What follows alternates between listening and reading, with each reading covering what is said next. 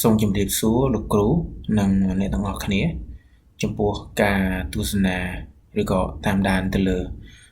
វីដេអូធ្វើការ presentation ទៅលើ final project នៃ network engineering របស់យើងដែល final project ដែលយើងកំពុងធ្វើហ្នឹងគឺ concept របស់យើងគឺយើងធ្វើការដាក់នៅមាននៅ core network មួយដែលភ្ជាប់ទៅកាន់ three different enterprise ទៅកាន់មានន័យថា3ក្រុមហ៊ុនឬក៏3ផ្នែកផ្សេងទៀត3 network ផ្សេងទៀតដែល core network យើងហ្នឹងគឺ pretend ឬក៏ act like គេហៅថា ISP Internet Service Provider អញ្ចឹងចូលមកដល់content របស់យើងគឺមាន3ធំជាគោលគឺយើងមាន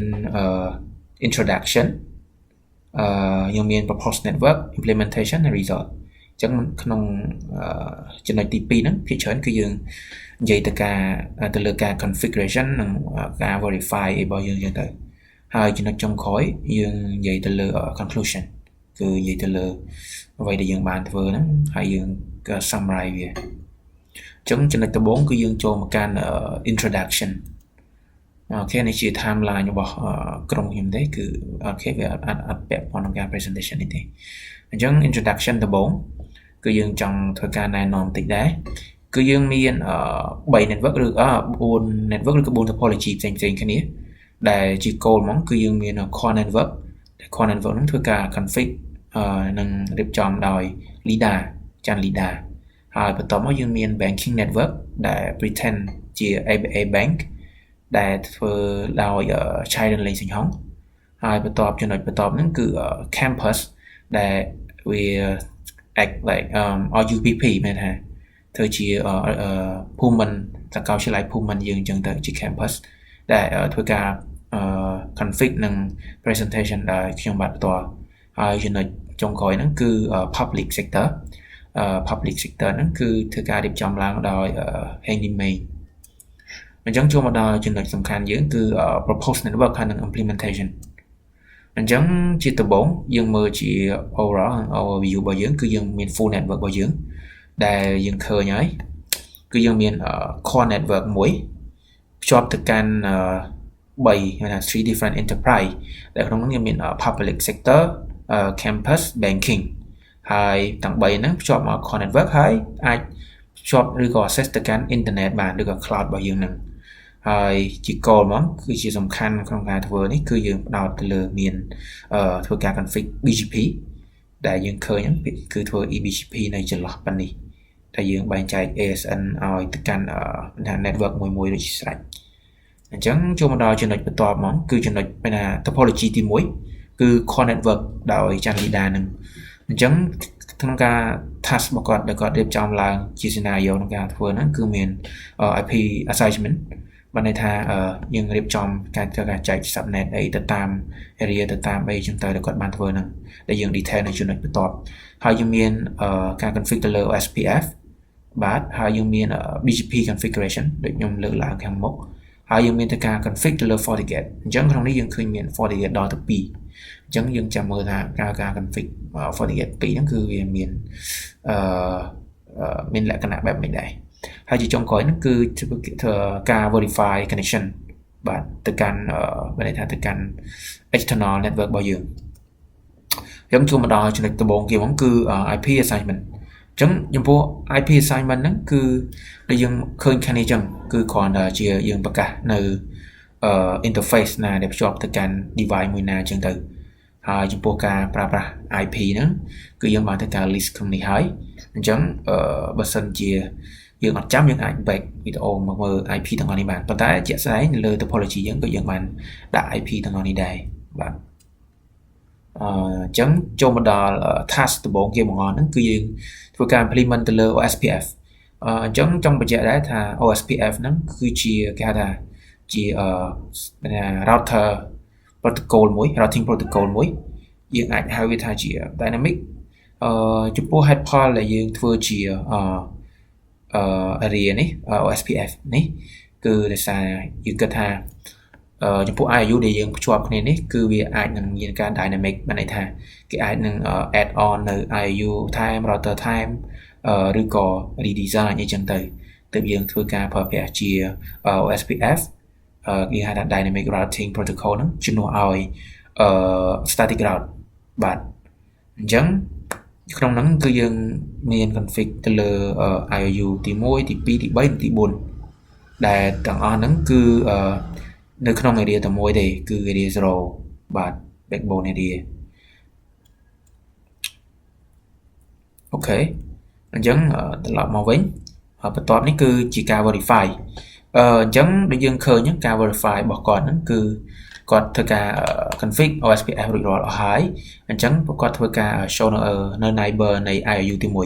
អញ្ចឹងដូចយើងឃើញក្នុងនេះគឺវា load នៅ neighbor ID ដែលមានលេខ4លេខ2លេខ2ចំនួន2ដងហើយលេខ3អញ្ចឹងបញ្ជាក់ខ្លីៗនេះយើងឃើញលេខ2 2ដងកន្លែងនេះបានន័យថានៅ IOU មួយហ្នឹងគឺគាត់ភ្ជាប់ពី link មកកាន់ IOU 2ដែលមាន ID 2លេខជាលេខ2 4ដើមហ្នឹង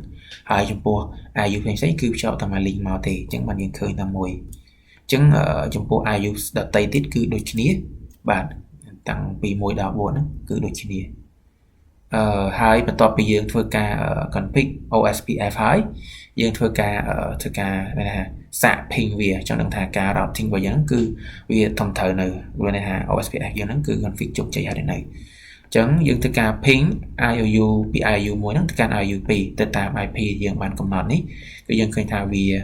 reachable មានថាវាទៅ success rate វាគឺ 100% អញ្ចឹងយើងអាចមើលតាមនឹងបានគឺវាសិតតែ success ទាំងអស់អញ្ចឹង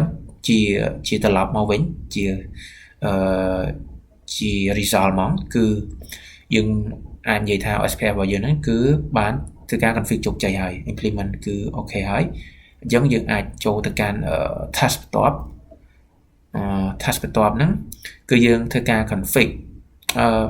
បើយើងដាក់ឲ្យមើលចេះអាចថាវង្វេងអញ្ចឹងណាអត់ដឹងនៅណាអញ្ចឹងសូម back ទៅកាន់ topology ដើមនេះមិញក្នុង area 0តែមួយហ្នឹងគឺយើងឃើញនៅឡើយ IOU 1នេះយើងភ្ជាប់ទៅកាន់ router ទី3ហើយចំពោះIOU 2នេះគឺយើងភ្ជាប់ទៅកាន់តែប៉ិតកន្លែងនេះគាត់ដាក់ admin ដែរតែប៉ិតដូចជា DHCP server ទេ DHCP server មិនអាចជាគាត់ផ្លេចដូរឈ្មោះអូខេអញ្ចឹងយើងមកមើលកន្លែងនេះមិញនេះគឺ IOU 1ហ្នឹងភ្ជាប់ជាមួយនឹង R3 ហើយ IOU 2នេះភ្ជាប់ជាមួយនឹង DHCP server គឺយើងឃើញថាគាត់បានធ្វើការប្រើប្រាស់នៅ static route ចំពោះពី IOU ទៅកាន់ router 2ខាងនេះហ្នឹង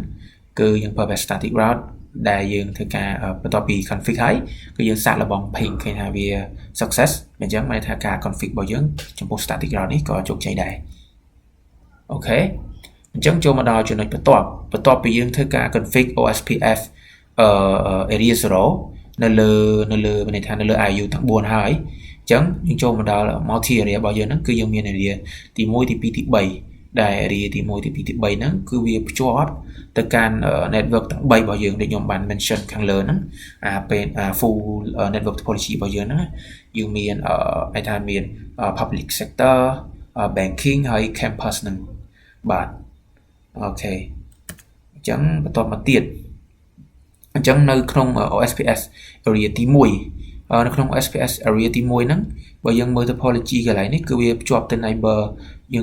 ងភ្ជាប់ទៅកាន់ IOU ទី3និង IOU ទី4បាទអញ្ចឹងបានន័យថានេះវាពេលវា show neighbor មកចឹងបានថា neighbor ហ្នឹងពីរហ្នឹងវាស្គាល់គ្នាហើយវា connected ហើយអញ្ចឹងគឺវា display neighbor ID ហ្នឹងគឺមានលេខ4ហើយលេខ3ហ្នឹងបាទហើយយើងចូលមកដល់ទី6គឺដូចគ្នា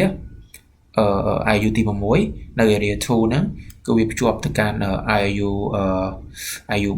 យនិង IOU 4ដូចគ្នាអញ្ចឹងក៏វា display នៅ neighbor ID ហ្នឹងលេខ3ហើយលេខ4ដូចគ្នាដែរហើយយើងចូលមកកាន់ចំពោះ area ទី3ឬក៏ IOU ទី7របស់យើងហ្នឹង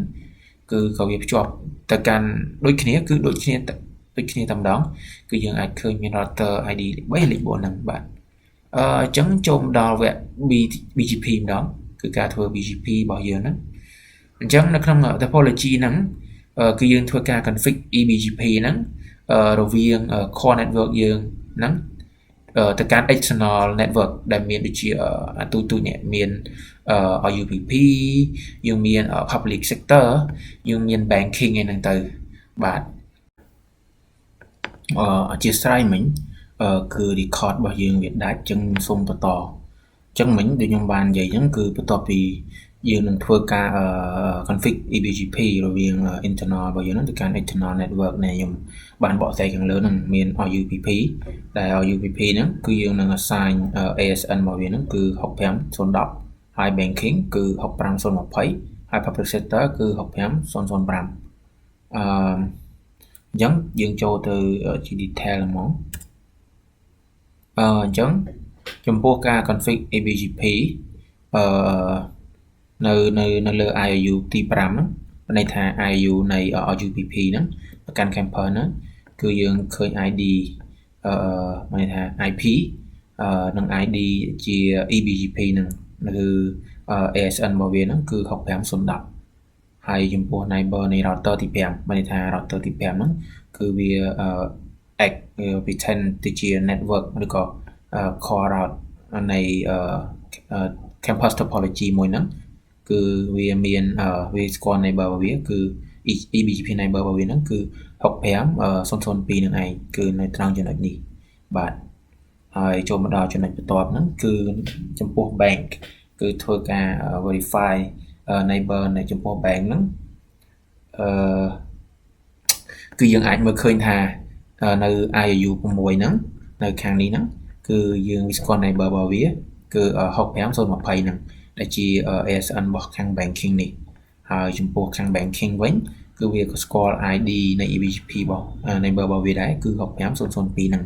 គឺជា ASN នៅត្រង់ចំណុច IOU 6ហ្នឹងឯងហើយចំពោះ public sector ក៏ដូចគ្នាគឺវាមានវាស្គាល់ចំពោះ IU 7ដែលនៅក្នុង internal core network យើងហ្នឹងគឺវាស្គាល់ eBGP neighbor របស់វាហ្នឹងគឺ65005ហ្នឹងឯងដែលជា ASN number នៃ public sector របស់យើងហើយបើយើងនិយាយទៅលើ eBGP neighbor នៃ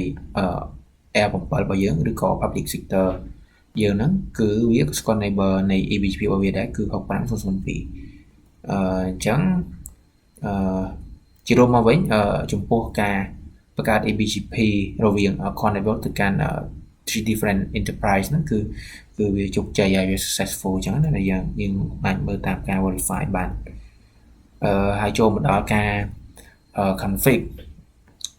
core network យើងហ្នឹងទៅកាន់គេថា internet ឬក៏ internal ម្ដងគឺយើងមាន router ទី4ហ្នឹងដែលតំណាងឲ្យ internal network មួយអញ្ចឹងទៅអញ្ចឹងយើងធ្វើការ config eBGP រវាង router ទី1នេះជាមួយនឹង router ទី4ដែលយើងបានដាក់ ASN នៅលើនឹងផ្ទាល់ងាយស្រួលក្នុងការមើលអញ្ចឹងយើងមើលមកយើងឃើញថា eBGP neighbor នៃ Air1 ត្រង់ចំណុចនេះហ្នឹងណាគឺវាស្គាល់នៅ neighbor របស់វាដែលមាន ASN 6503ហ្នឹងគឺនេះយើងមាន external AS ហ្នឹងគឺ6503ដើមហ្នឹងឯងហើយបើយើង click មកមើល eBGP neighbor នៃ R4 វិញគឺយើងឃើញវាស្គាល់ neighbor នៃ eBGP វាដូចគ្នាគឺមាន65ហើយ002ហ្នឹងឯងបាទហើយបន្ទាប់មកទៀតយើងធ្វើការ assign IP ទៅកាន់ FortiGate port នៅលើ GUI អញ្ចឹងចំពោះ port 1គឺយើងធ្វើការ manual យើងដាក់ manual អញ្ចឹងទៅ manual mode មិនថា static mode ហ្នឹងឯងគឺយើងបានដាក់ IP ដូចបានបង្ហាញខាងនេះអញ្ចឹងហើយចំពោះនៅលើ port 2គឺដូចគ្នាតែនេះយើងអាចដាក់ជា public IP គឺ 10.2.3 អញ្ចឹងទៅអូខេអញ្ចឹងបន្តមកទៀតយើងចូលមកដល់ការ config OSPF នៅលើ area 0 ម្ដងអញ្ចឹងដល់ចំណុចនេះគឺយើងធ្វើការ config OSPF ហ្នឹងរវាង router ជាមួយនឹង area 0មានថាជាមួយនឹង IOU នៅក្នុង area 0ហ្នឹង device ហ្នឹងដែល FortiGate ទី1ហ្នឹងគឺនៅខាងនេះភ្ជាប់ទៅកាន់ជាមួយ port ទី2 die FortiGate ទី1ហ្នឹងភ្ជាប់ទៅកាន់នៃ IOU ដែលមាន interface E0/1 ហ្នឹងឯងហើយមកចូលមកកាន់ FortiGate ទី2គឺយើង port ទី2ដដែលហ្នឹងគឺយើងភ្ជាប់មកកាន់ IOU ទី2របស់យើងហ្នឹងដែលនៅលើ interface របស់យើងហ្នឹងគឺយើង set IP នេះបាទហើយបន្ទាប់មកទៀត ជាស្រ័យ FortiGate ទី1របស់យើងគឺយើងធ្វើការ config OSPF នៅលើ FortiGate ទី1របស់យើងគឺត្រង់ចំណុចនេះបាទដែលយើងដាក់នៅ router ID របស់យើងហ្នឹងគឺ66បន្ទាប់មកនៅកាន់ចូលមកកាន់ port ទី2នេះយើងឃើញថាIP របស់យើងនេះគឺយើងដាក់ 10.2.3 បាទនេះ 10.2.3 ហ្នឹងឯងអូខេអញ្ចឹងចូលមកដល់ចំណុចបន្ទាប់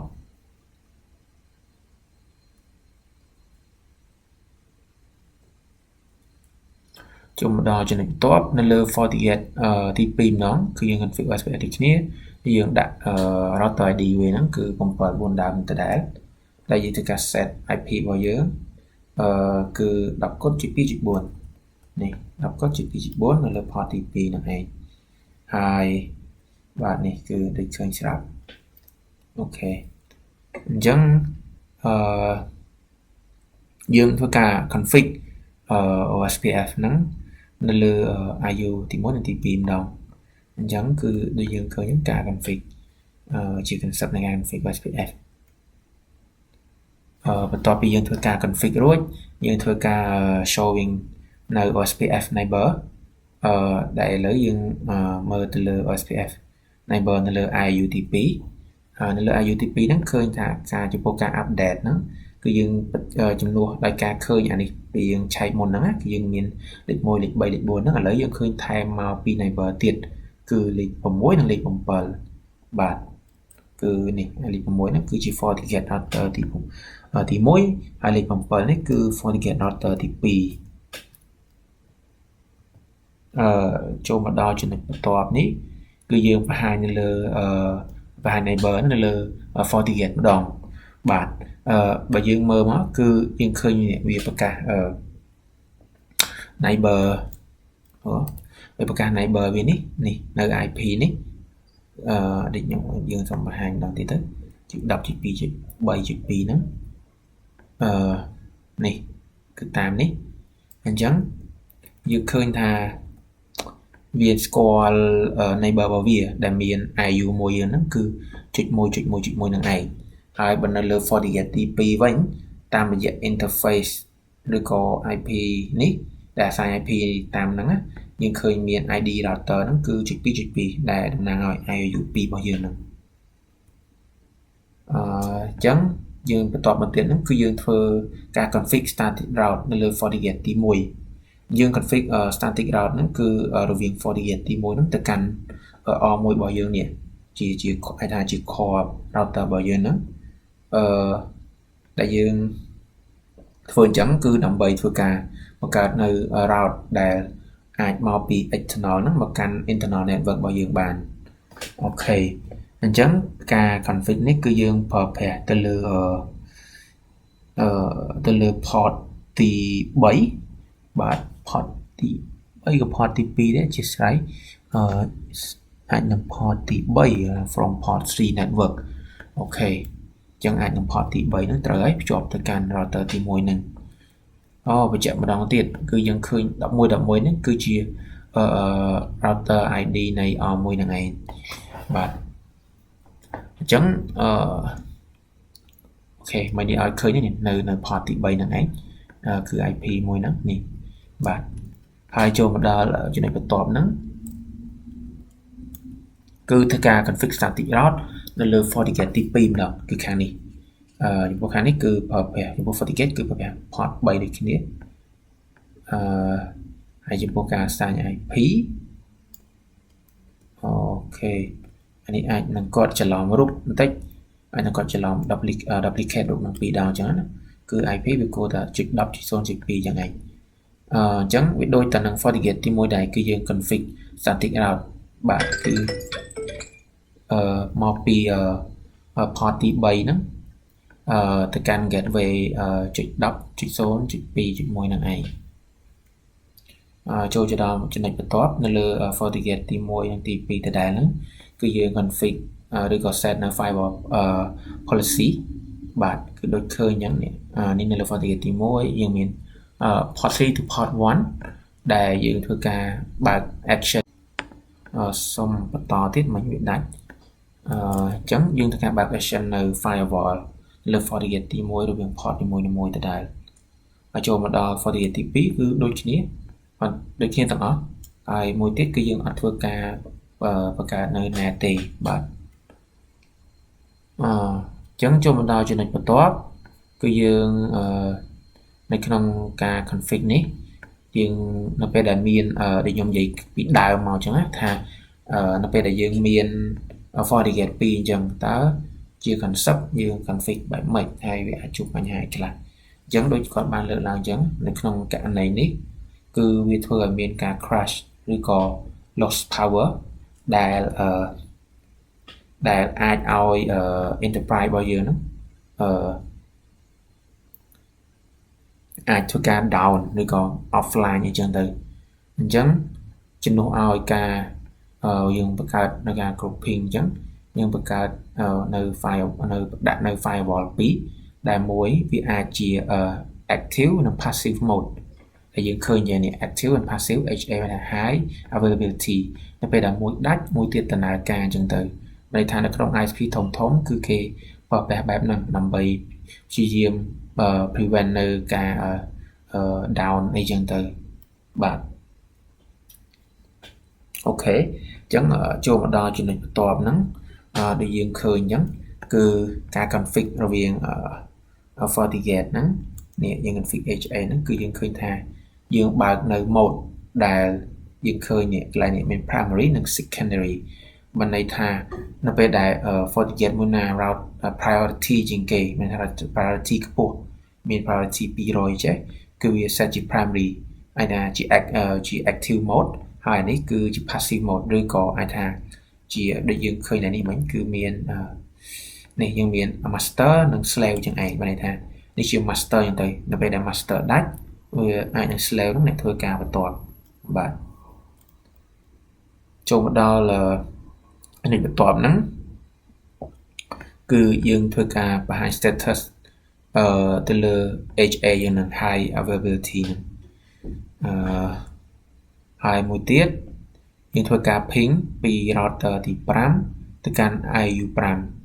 បានន័យថាយើងចង់ verify ថាតើការ config EBGP យើងមុនហ្នឹងគឺវា work នៅអញ្ចឹងគឺថាការ ping របស់យើងគឺវា successfully ping from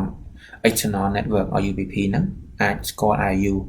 5 local នឹងបានអញ្ចឹងគឺថាការ config EBGP មុនហ្នឹងគឺវា work ហើយចំពោះដតីទៀតមាន banking ហើយ public sector ហ្នឹងគឺដូចគ្នាឥឡូវចូលមកដល់ចំណុចបន្តមកទៀតគឺធ្វើការ ping ពី R1 ទៅកាន់ R4 ដែលជា EBGP ដូចគ្នាគឺឃើញថាគឺវា success ដូចគ្នាបាទអូខេអញ្ចឹងមិញចំពោះការ config នៅលើ core network គឺមកដល់ទីបញ្ចប់ហើយគឺវាមានតែប៉ុណ្្នឹងអញ្ចឹងឥឡូវយើងបង្វែរអារម្មណ៍មកស្ដាប់ឬក៏មកមើលទៅលើ campus network ម្ដងឬក៏ campus topology ម្ដងអញ្ចឹងខ្ញុំសូមបកស្រាយបន្តទៅទៀតអញ្ចឹងចំពោះ network ឬក៏ topology មួយនេះគឺយើងហៅថា campus area network ដែលយើង pretend ថាជា Royal Phnom Penh University គឺឬក៏ UPP របស់យើងហ្នឹងដែលក្នុងហ្នឹងយើងមាន4 campus តូចៗឬក៏4 building អាចនិយាយថា5 campus ហើយនឹងឬក៏5 building តូចៗដែលយើងមាន STEM campus IFL campus A building B building ហើយចុងក្រោយគេហ្នឹងគឺយើងមាន IT center ដែលជាមួយ VLAN មួយដែរហើយឥឡូវយើងធ្វើការ overview ទៅលើtopology ឬក៏ network មួយនេះសិនអញ្ចឹងជាដំបូងយើងមើលមកចេះមកគឺយើងឃើញថានៅក្នុង campus ទូចៗមួយហ្នឹងគឺយើងមានតម្រូវការ host នេះចំនួនផ្សេងៗគ្នាហើយការដើម្បីដែលមានតម្រូវការ host បែបនេះគឺយើងធ្វើការចែក subnet យើងហៅថា technique មួយគឺ VLSM បាទដែលខ្ញុំនឹងបង្ហាញនៅចំណុចបន្ទាប់ហើយនៅក្នុង campus មួយហ្នឹងគឺយើងមាន2 VLAN ផ្សេងៗគ្នាយើងមានដូចក្នុងឧទាហរណ៍ដូចក្នុង campus នេះយើងមាន VLAN 10និង VLAN 20ដែល 1000 host នេះគឺជា stem រួម ប៉ុន្តែនៅក្នុងហ្នឹងវាមាន VLAN 2 ឧទាហរណ៍ថាអាចសម្រាប់សិស្សនិងសម្រាប់គ្រូអញ្ចឹងទៅអាចថា VLAN 10នេះសម្រាប់សិស្សអញ្ចឹងទៅវាមាន600 host សម្រាប់គ្រូអញ្ចឹងទៅវាមាន400 host អញ្ចឹងទៅបាទហើយបើយើងមើលមកលើវិញគឺយើងឃើញថា4 campus ទុយហ្នឹងគឺភ្ជាប់មកកាន់ router ទី1ហ្នឹងទាំងអស់អញ្ចឹងកន្លែងហ្នឹងយើងអាចសម្គាល់បានថាយើងធ្វើការ config inter VLAN កន្លែងហ្នឹងគឺ router on a stick យើងហ្នឹងគឺមានថាពួកនេះហ្នឹងគឺវាភ្ជាប់ជាមួយនឹងR1 របស់យើងបាទមិញផ្លេចបកស្រាយឡើងនេះអញ្ចឹងចំពោះកន្លែងនេះក៏យើងធ្វើការ redundant ដែរគឺយើងធ្វើការ config ទៅលើ LACP ចំពោះ STEM campus និង IFN campus ដូចគ្នាឥឡូវយើងចូលមកមើលកន្លែងនេះវិញអញ្ចឹងចំពោះក្នុងនេះក៏យើងបានធ្វើការឥឡូវខ្ញុំសូមហៅប៉ានេះថាជា internal zone បាទ internal zone ហើយកន្លែងនេះខ្ញុំសូមហៅថា external zone ហេតុអីដោយសារ external zone ហ្នឹងគឺជាផ្នែកដែលភ្ជាប់ទៅកាន់ core network direct តែម្ដងបាទអញ្ចឹងឥឡូវយើងនិយាយទៅ internal zone សិនតែក្នុង internal zone ហ្នឹងខ្ញុំបាន include មាន R1 R2 និង R3 ដែល 3 ហ្នឹងគឺនៅក្នុង area 0មានន័យថាជា single area ទេ OSPF single area ដែលខ្ញុំដាក់អញ្ចឹងគឺយើងធ្វើការ config OSPF បាទអញ្ចឹងការ config OSPF single area ហ្នឹងគឺដែលខ្ញុំនិយាយហ្នឹងមាន R2 និង R3 ក្នុងនោះឯងបាទហើយចូលមកបន្ទាប់មកទៀតយើងមើលទៅកាន់ external zone ចំពោះ external zone យើងឃើញថាក្នុង external zone ហ្នឹងគឺយើងមាន router ទី2 FortiGate ហើយនឹង R4 អញ្ចឹង3ហ្នឹងគឺជា internal zone ដែលក្នុងហ្នឹងយើងធ្វើការ config static route បូកជាមួយនឹង BGP ចំពោះការ config static route ហ្នឹងគឺយើង config static រវាងR2 មួយនឹង FortiGate port 2ហើយនឹងធ្វើការ config static route កន្លែងនេះដូចគ្នាហើយចំពោះការ config BGP ហ្នឹងគឺយើងក៏បានធ្វើការ config eBGP រវាង R4 នេះជាមួយនឹង R5 នេះដែរដែលមាន ASN ដែលខ្ញុំបានដាក់យ៉ាងនេះតមកពី core network របស់ LIDA ដែលបានបកស្រាយមុនហ្នឹងហើយចំណុចមួយនេះក៏សំខាន់ដែរគឺយើងហៅថា VLAN 90ឬក៏ IT center អញ្ចឹងចំពោះ IT center ត្រង់កន្លែងនេះគឺយើងភាគច្រើន config ទៅលើ concept គេហៅថា network security អញ្ចឹងណាដែលយើងមាន SH Telnet ACL និង port security អញ្ចឹងចំពោះការ config SH និង Telnet ហ្នឹងគឺយើងអាចឲ្យPC នៅក្នុង VLAN 90ហ្នឹងធ្វើការ SH Telnet មកកាន់ device ផ្សេងៗនៅក្នុង area ទាំងអស់នេះបានហើយចំពោះការធ្វើ ACL គឺយើងមានន័យថាគឺយើងបន្ថែមពីលើការធ្វើ SH និង Telnet បានទៅលើ router ទាំង3នេះហ្នឹងគឺយើងអនុញ្ញាតឲ្យតែ PC មកពី VLAN 90ទេចំពោះ PC ទាំងអស់នេះយើងអនុញ្ញាតឲ្យវាធ្វើការ ping SH ឬក៏ Telnet អីចូលមកកាន់ router ទាំងអស់នេះបានទេបាទហើយតមកយើងធ្វើការ config port security អញ្ចឹងការ config port security នេះគឺនៅលើ layer C នៅលើ switch 5នេះគឺយើង config ឲ្យមាន10 port ន័យថាអនុញ្ញាតឲ្យ10 interface ឬក៏10 PC ដែលភ្ជាប់ទៅនឹងអាចប្រើប្រាស់បានបើមាន PC ដទៃមកភ្ជាប់គឺអាចប្រើប្រាស់បានទេបាទអញ្ចឹងជា overview គឺវាមានប៉ុណ្ណឹងអញ្ចឹងបើយើងចូលមកកាន់ detail config និង verify ម្ដងអញ្ចឹងចំពោះ task ដែលខ្ញុំបានចែកនេះគឺវាមានចំនួន15តែបើដោយសារខ្ញុំចែកជា sub task អញ្ចឹងយើងមើលទៅរៀងច្រើនប៉ុន្តែបើ config ជាក់ស្ដែងកន្លែងខ្លះគឺយើងដាក់បញ្ចូលគ្នាទេអញ្ចឹងវាអត់មានជាច្រើននេះទេអាចថាពី10ទៅ11អីទេបាទអញ្ចឹងចូលមកដល់ task ទី1ដំបូងគេហ្នឹងគឺ IP assignment ឬក៏ការចែក VLSM អញ្ចឹងចំពោះការចែក VLSM ហ្នឹងគឺខ្ញុំប្រើប្រាស់នៅហៅថា VLSM calculation ដែលយើងប្រើជា website ធ្វើការចែកដែលវាមានភាព secret អញ្ចឹងចំពោះ IP ដែលយើងយកមកប្រើហ្នឹងគឺ IP 197.168.0.0 ហើយ /19 ដែលដោយសារយើងប្រើ /19 នេះគឺវាអាចថា suitable សម្រាប់ host requirement របស់យើងអញ្ចឹងយើងធ្វើការចែក subnet ក្នុងនេះខ្ញុំបានដាក់ច្រឡំអត់បានកែតាមពិតតែម្នាក់យើងគឺមានចំនួន12ទេបើយើងមើលទៅតែ12ទេអញ្ចឹងខ្ញុំដាក់អញ្ចឹងមាន VLAN 10 ដល់ VLAN 90ហើយនេះ IP រវាង route មួយបាទអញ្ចឹងនេះពេលដែលធ្វើការចែក IP ហើយគឺយើងអាចមើលបានមិញគឺ record ដាច់ទៀតហើយឥឡូវសូមបន្តមកទៀតអញ្ចឹងយើងអាចឃើញថា IP ដែលយើងអាចប្រើប្រាស់បានហ្នឹងគឺ IP ទាំងអស់នេះ usable range នេះគឺសិតតែ IP ដែលយើងអាចប្រើបានហើយបាទគឺយើងអាចដកវាយកមកប្រើប្រាស់បាននៅក្នុង usable IP នេះបាទអញ្ចឹងចូលមកដល់ task បន្ទាប់គឺ task 1និង task 2គឺការបង្កើត VLAN ធ្វើ trunking នឹងឯងអញ្ចឹងចំពោះការបង្កើត VLAN គឺនៅលើ IU មួយរបស់យើងហ្នឹងគឺយើងបង្កើតនៅ VLAN គ្រប់ទាំងអស់គឺពី VLAN 10 ដល់ VLAN 90ហ្នឹងឯងបាទគឺ IU ផ្សេងៗគឺដូចគ្នាដែរនេះទី1និងទី4នៅក្នុងអានេះនៅក្នុងSTEM ហើយក្នុង FL អញ្ចឹងមកចូលមកដល់ task ទី4ខ្លីៗគឺយើង config LACP ឬក៏ Ethernet របស់យើងហ្នឹងនៅលើដើម្បីធ្វើការ redundant trunk link ហ្នឹងនៅលើ STEM IU ជាមួយនឹង FL IU ដែលខ្ញុំបង្ហាញមុនហ្នឹងថាកន្លែងដែលយើងធ្វើ redundant យើងភ្ជាប់ពី link កន្លែងនេះបាទអញ្ចឹងការធ្វើនេះការធ្វើconnect ការ config Ethernet ត្រង់ចំណុចនេះគឺបានន័យថាយើងព្យាយាម redundant នៅពេលដែលមានមួយដាច់យើងចង់ឲ្យមួយទៀតបើកដំណើរការប្រើប្រាស់បានជាងទៅអញ្ចឹងបើយើងមើលការ config គឺយើងឃើញថាការ verify នេះគឺវា work សូមបញ្យកន្លែងនេះតិចទៅយើងឃើញថាវា success ហើយ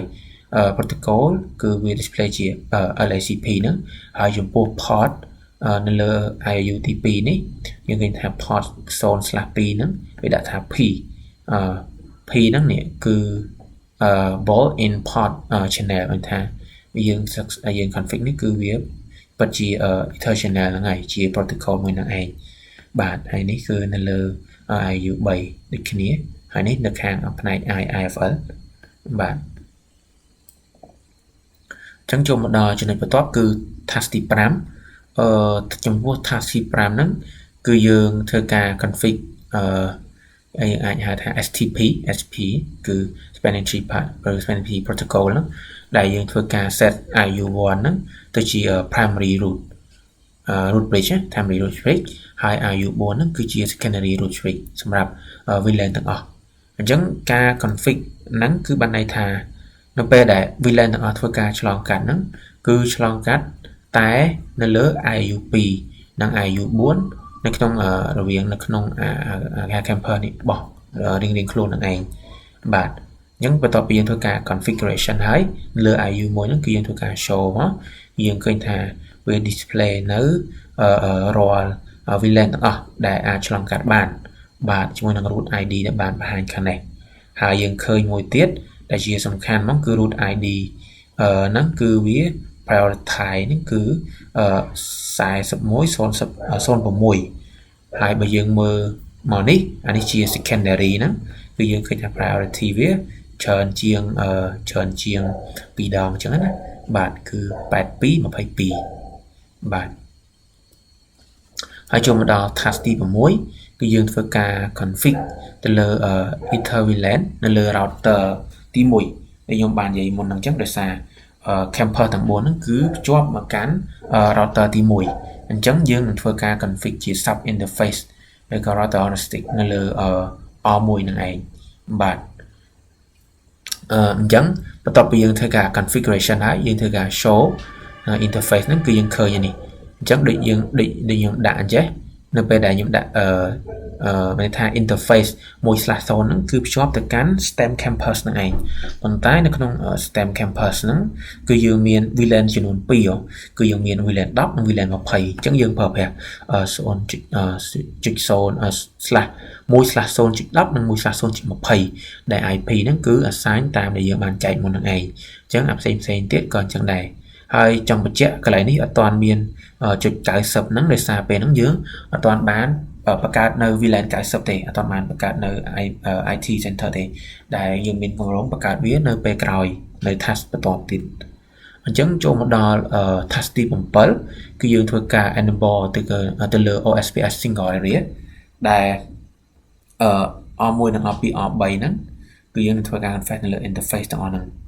បាទអញ្ចឹងពេលដែលយើងធ្វើការ config ហើយអញ្ចឹងឥឡូវយើងធ្វើការ show ចេះទៅបានន័យថា IU1 នេះគឺមាន ID 1 IOU 3នេះគឺមាន ID 3 IOU 2នេះគឺមាន ID 2អញ្ចឹងបើយើង check ទៅលើ IOU 2យើងឃើញថាយើងធ្វើការ config OSPF ទៅគឺវាស្គាល់ neighbor របស់វាហើយគឺវាស្គាល់ neighbor ទី1ស្គាល់ neighbor ទី1និង neighbor ទី2របស់វាបាទអញ្ចឹង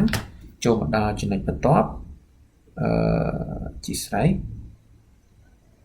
សំពើបន្តិចអូខេចូលមកដល់ចំណុចបន្ទាប់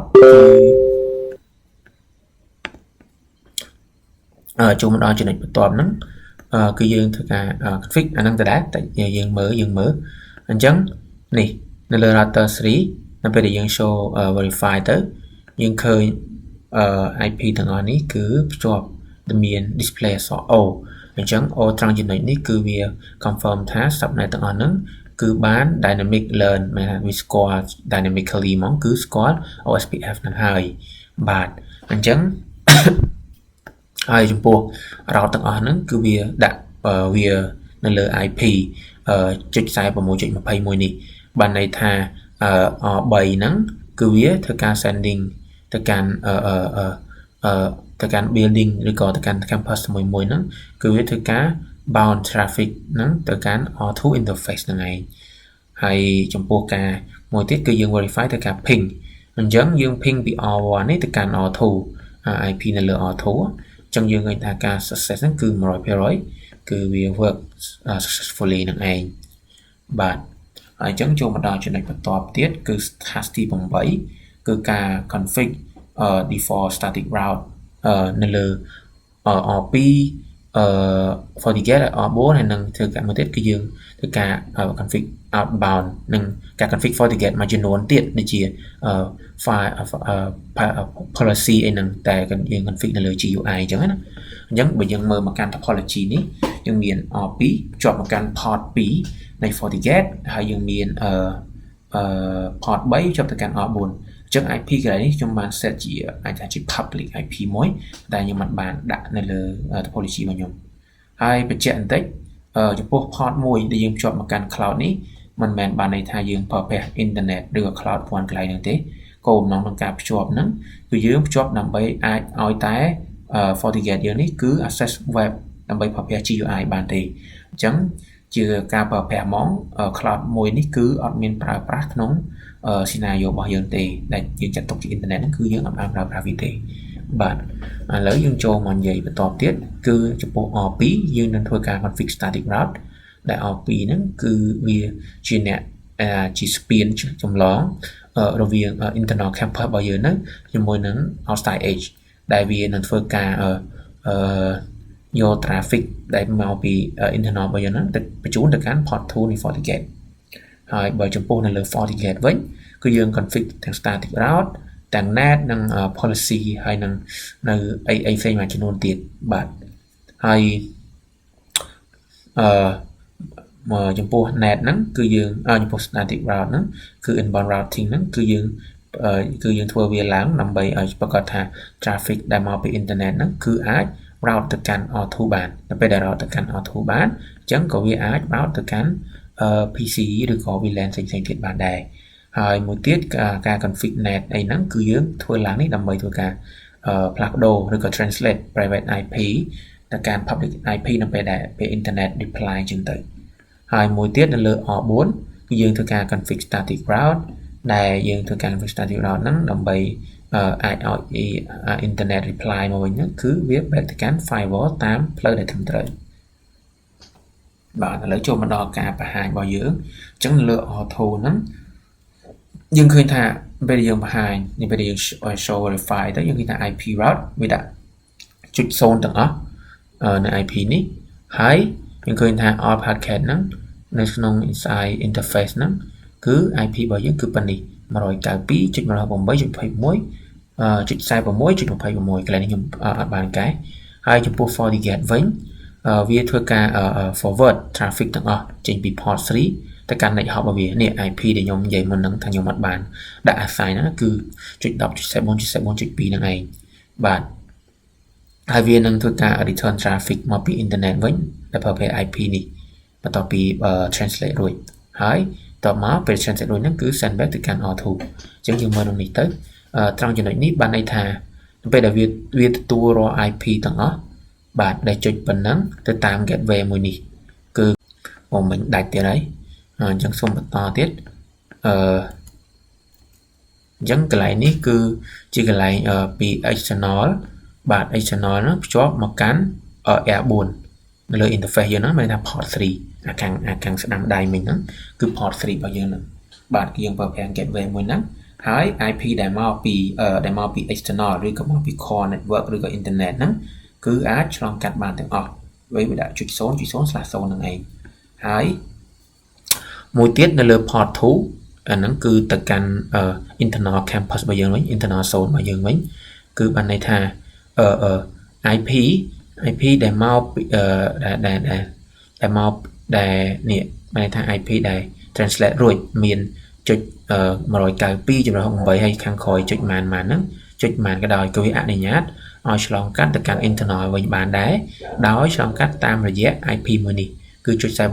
41.25 IP ដែលនៅលើ port 2នៃ FortiGate របស់យើងនឹងឯងហើយនៅលើ R4 យើងទៅការ send traffic ទៅកាន់ទៅក្នុង campus របស់យើងវិញនេះ IP ដែល translate រួចដែលបញ្ជូនតាម FortiGate របស់យើងនឹងអានេះបើនិយាយទៅមានថាdestination subnet ហើយ next hop នឹងឯងបាទអញ្ចឹងចូលដល់ចំណុចបន្តទៀតគឺការ verify ping អញ្ចឹងបន្ទាប់ពីយើងធ្វើការ config ហើយគឺយើងធ្វើការសាក ping វាដែលយើងធ្វើការ ping ទៅ ping មកពី R2 នេះ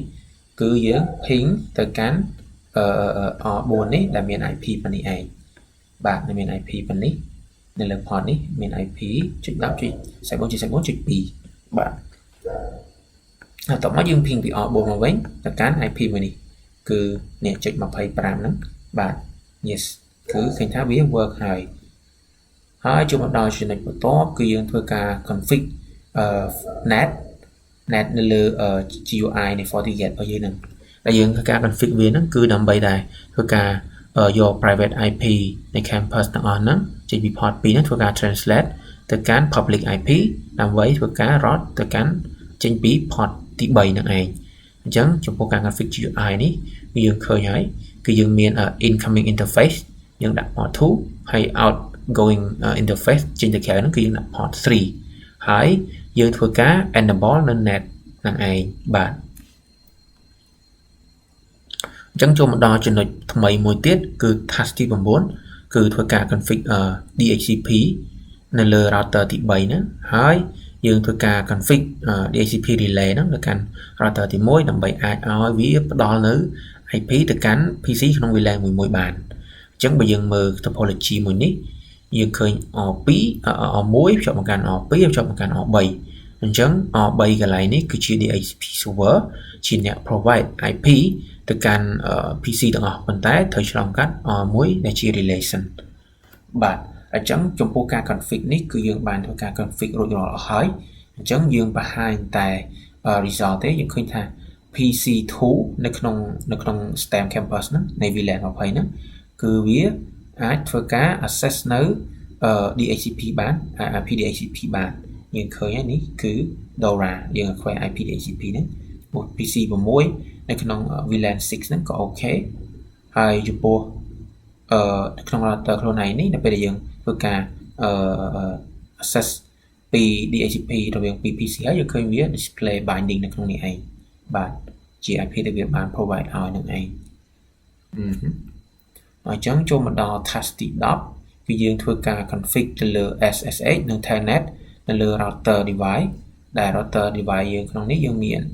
ជា code ហ្នឹងគឺ router ទី1ទី2ទី3ដែលអាចធ្វើការ remote management ហ្នឹងចេញមកពី PC 9នេះអញ្ចឹងជាការ config ហ្មងគឺយើងបាន config រួចរាល់អស់ហើយអញ្ចឹងបើយើងឆែកធ្វើការ testing វិញអញ្ចឹងយើងធ្វើការជាដំបូងហ្នឹងយើងធ្វើការTelnet SSH ហ្នឹងពី PC 9មកអញ្ចឹងយើងឃើញថាយើងជាដំបូងនេះយើងធ្វើការ SSH ចូលទៅកាន់router ទី1អញ្ចឹងឃើញថាវា successfully ហើយចំពោះមួយទៀតគឺយើង set ទៅកាន់ SSH ហ្នឹងទៅកាន់router ទី3ឬក៏ D8 ហ្នឹងគឺយើងឃើញថានេះយើងអាចចូល check ចូល config អីក្នុងហ្នឹងបាន ហើយមួយទៀតគឺយើងចូល telnet បាទទៅកាន់ router ទី2នេះគឺឃើញថាវាដូចជោគជ័យបានដូចគ្នាបាទហើយចូលមកដល់ចំណុចទី11អញ្ចឹងមិញយើងអញ្ចឹងមកប្លុកនេះពេលដែលមកប្លុកពាក់ព័ន្ធនឹង IT center នេះគឺច្រើនពាក់ព័ន្ធនឹង network security ហ្នឹងឯងអញ្ចឹងថាទី11នេះគឺយើងធ្វើការ apply port security ម្ដងដែលយើងធ្វើការ apply port security ហ្នឹងទៅលើ10 interface សម្រាប់អាចឲ្យតែ10 PC ឬក៏10 user ហ្នឹង10 host ហ្នឹងប្រើប្រាស់ទៅលើប្រើប្រាស់ទៅលើ switch នឹងបានទេទៅលើ switch នឹងបានបាទដែលជា concept ហ្មងការ config port security ហ្នឹងគឺជាការ config ឲ្យស្គាល់នៅ MAC address នៅពេលដែល PC ហ្នឹង PC ដំបូងគេដល់ចូល port មួយហ្នឹងអញ្ចឹងជាការ config ហ្មងគឺខ្ញុំបាន config គេថា permit 10ហើយអញ្ចឹងយើងបាន10 interface នេះដែលយើងអនុញ្ញាតឲ្យប្រើប្រាស់ហើយចំពោះយើងហៅថាចំពោះ MAC secure address នេះបានន័យថាមក port ហ្នឹងគឺអាចស្គាល់តែមួយ PC ទេអញ្ចឹងបើ PC មួយដកទៅហើយ PC ផ្សេងមកទៀតគឺអាចស្គាល់ទេហើយចំពោះការ set នេះយើងអាចដាក់ពី3អីក៏បានដែរហើយចំពោះ port នេះគឺវាបានប្រើប្រាស់ហើយ current address នេះគឺយើងនេះ port នេះដែលយើងបានដាក់រួចរាល់ប្រើប្រាស់นั่นឯងបាទហើយចូលមកដល់ចំណុចបន្ទាប់គឺយើងធ្វើការ verify connectivity អញ្ចឹងនៅក្នុង PC មួយបន្ទាប់ពីយើង request DHCP ហើយយើងធ្វើការ ping ពី VLAN មួយឆ្លងកាត់ទៅ VLAN មួយយើងឃើញថាវាសិតតែដំណើរការបានជោគជ័យសូម្បីតែយើង ping ពី IT center មកកាន់ VLAN ដទៃនេះក៏វាជោគជ័យដែរបាទហើយចូលមកដល់ task ទី12មុនហ្នឹងដូចខ្ញុំបានបកស្រាយហើយបន្ទាប់ពីយើងធ្វើការ config SH និង telnet រួចអញ្ចឹងឥឡូវហ្នឹងយើងនឹងបន្ថែមនៅគេហៅថា restricting ឬក៏ ACL ហ្នឹងទៅកាន់ router ទាំង3ហ្នឹងដែលអាចអនុញ្ញាតឲ្យទៅ VLAN 90ទេដែលអាចធ្វើការ SSH ឬក៏ remote control ចូលទៅកាន់ router ទាំង3ហ្នឹងបានអញ្ចឹងបន្ទាប់ពីយើងធ្វើការ config ACL ហ្នឹងហើយយើងបាននឹង config ថាយើង permit ឲ្យតែIP មកពី VLAN 90ទេដែលអាច access នៅក្នុង router ទាំង3ហ្នឹងបានអញ្ចឹងដូចបានឃើញអញ្ចឹងនេះនេះគឺយើង show IP access list ហ្នឹងគឺយើងឃើញថា standard IP នេះវា10 permit ន័យថា permit 10 host ដែលមកពី VLAN 90នេះ IP នៃ VLAN 90ហ្នឹងទើបអាចប្រើប្រាស់បាននេះចំពោះ router មួយហ្នឹងនេះបាទគឺមានប៉ុណ្ណឹងចំពោះ task 12ហើយចូលមកដល់ task ទី13ចូលមកដល់ task ទី13ហ្នឹងគឺយើងធ្វើការ config internal IBGP នៅក្នុង R2 FortiGate R4 ហើយចំពោះ internal IBGP ហ្នឹងគឺរវាង R4 និង R5 ហើយជាចុងក្រោយមួយទៀតគឺយើងធ្វើការ set R5 ហ្នឹងជា internet server កន្លែងនេះគឺខ្ញុំចង់មានន័យថាយើង config R5 ហ្នឹងវាអាចថាជា core network ផងហើយវា directly បែរក៏គឺវា completely ភ្ជាប់ជាមួយនឹង internet ហើយភ្ជាប់នឹង cloud ហើយអញ្ចឹងកន្លែងនេះគឺយើងធ្វើការដាក់ loopback IP របស់វាហ្នឹងតំណាងឲ្យ internet គឺ 8.8.8 ហ្នឹងឯងបាទអញ្ចឹងកន្លែងនេះខ្ញុំប្រកាសតែចង់បង្ហាញ topology ម្ដងទៀតដែលយើង focus ផ្នែកប៉ុណ្្នេះឯងដែលយើងមាន IBGP ហ្នឹងមាន ASN 65.0.10 បាទជា camper របស់យើងហើយយើងមាន EBGP ដែលមាន ASN 65.0.2 ហ្នឹងទៅកាន់ core network ឬក៏ R5 របស់យើងហ្នឹងឯងអញ្ចឹងចូលមកដល់ការ config ហ្នឹងជាដំបូងគឺយើងធ្វើការ config ទៅលើ IBGP រវាង device ទាំង3នេះមាន R2 FortiGate ហើយនិង R4 អញ្ចឹងមកការ config វិញគឺយើងបាន config រួចរាល់ទៅលើ IBGP ហ្នឹងហើយអញ្ចឹងពេលតបយើងមកយើងធ្វើការ show IPBGP summary ទៅយើងឃើញថានៅ R2 នេះគឺវាស្គាល់នៅ ID ឬក៏ ASN នៃ IBGP ខ្លួនឯងហើយគឺ65 010 គុត